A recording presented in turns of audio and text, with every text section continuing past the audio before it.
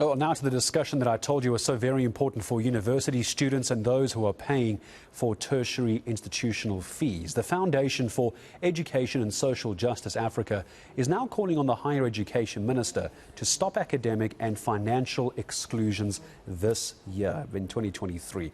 Now, I take you back to the readjustments that were required after the COVID-19 pandemic. Of course, they took their toll on many students. Now, the organization says there are students who owe universities huge amounts of money. So how do you begin to fix this problem? I'm joined by Hendrick Makaneta, the Foundation's Deputy Chairperson. Hendrick, Happy New Year to you. Haven't spoken to you for a long time. And while I will, of course, not disagree about the damage that COVID-19 caused for university students, you and I have spoken a number of times over the years, and I will contend this was an issue even before COVID-19.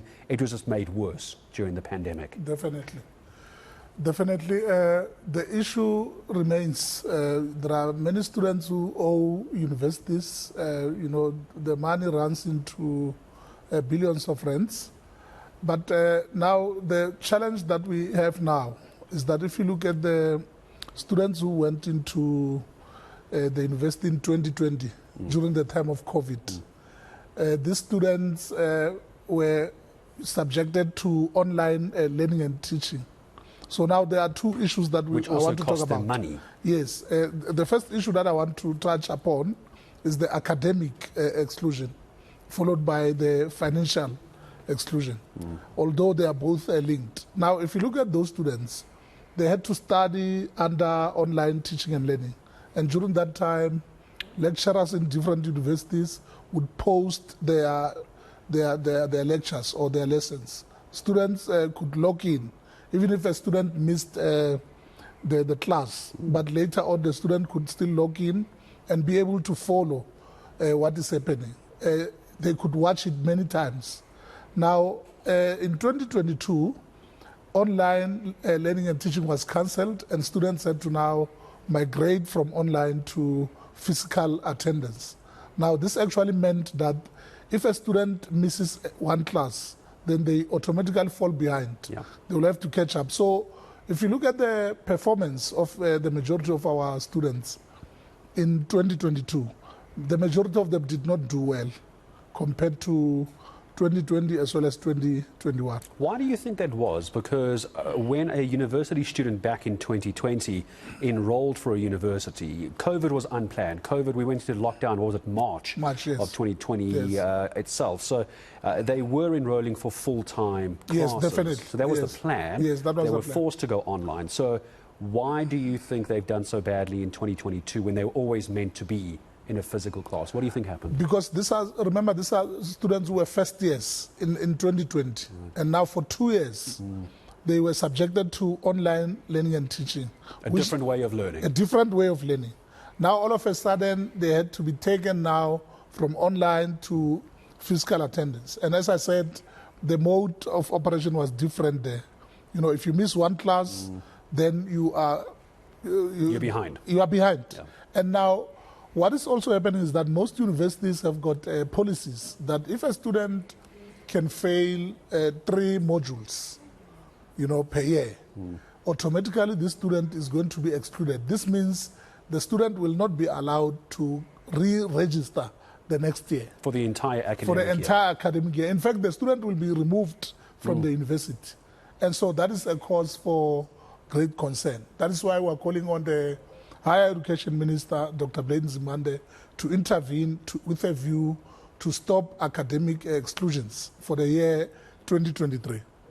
Then again, we also have the financial exclusions, which of course affect a wide range of learners. There are learners who are the so-called missing middle. These are students who still owe money, and they will not be able to register because of the outstanding balance that they have. And I want to jump in on the money because I know when we started talking, you said billions, and I imagine we're talking about the entire student body, the entire student family, but we can be talking about tens of thousands, if not hundreds of thousands, yes. for an individual student. I just want to make sure we're clear on how much money is owed. I mean, most students don't have this money, nor do their families. Exactly.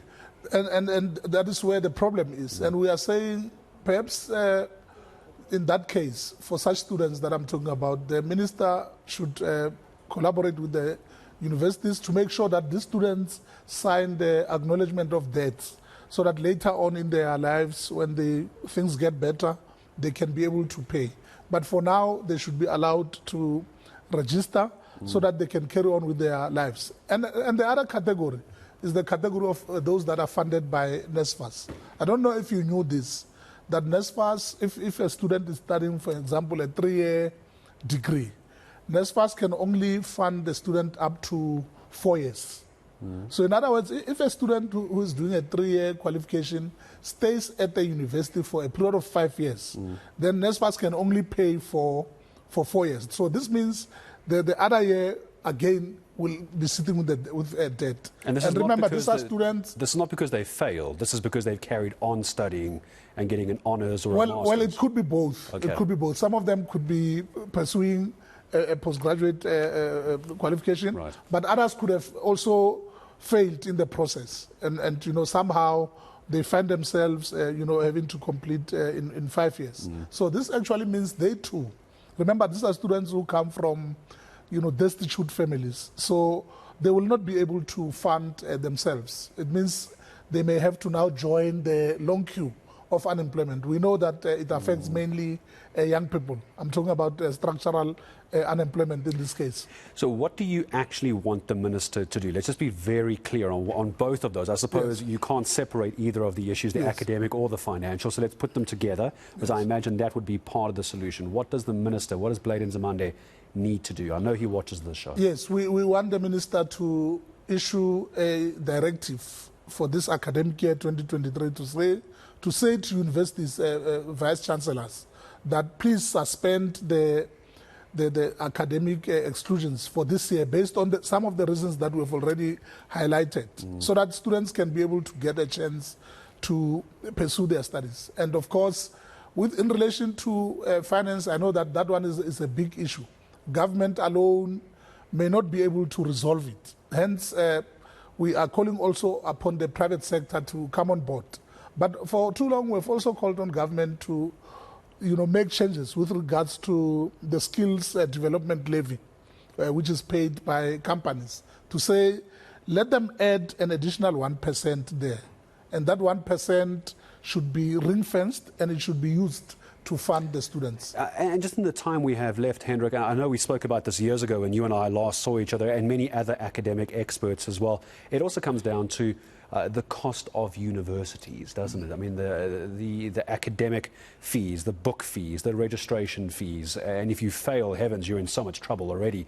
About bringing down those fees. There was going to be, not an investigation, I don't want to go that formal, but there was going to be a high-level talk around university fees and why there's such a big difference between, say, for example, TVET or TVET colleges and universities. I mean, it's extraordinarily expensive, isn't it? Very, very expensive. Do you think it's justified?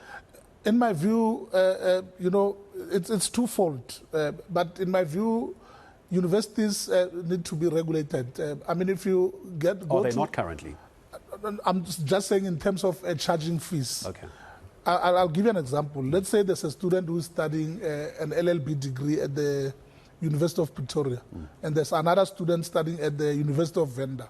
If you check their tuition fees, they don't pay the same amount. A student in the University of Venda may pay less than the student at the University of Pretoria. And of course, this is something that needs to be looked at because both of them are studying for the same qualification. I've never understood the logic that if a module, law of persons at UP must be charged at 2,000 rands, but at Univenda it's 800 rands. I don't understand why there should be a difference. So I think it's something that the minister can perhaps also look at with a view to make sure that we bring them on par. And as far as the timeline is concerned here, you're saying that you would like the minister to have this exclusion in place from this year, 2023. Yes. How realistic is that, considering we're a couple of weeks? I mean, I'm registering for one of my modules now in a couple of days' time, and I'm sure many other university students as well. You might not have the time to get this done. Is 2023 realistic? Well, I think it should. Remember, these are students who are already part of the institution, so they have got their student cards, they've been there. So all that is needed is to give the university a go-ahead. And it's just a matter of clicking one button, to say these students should be allowed to register. That's all that is needed. So it's not something that can take long.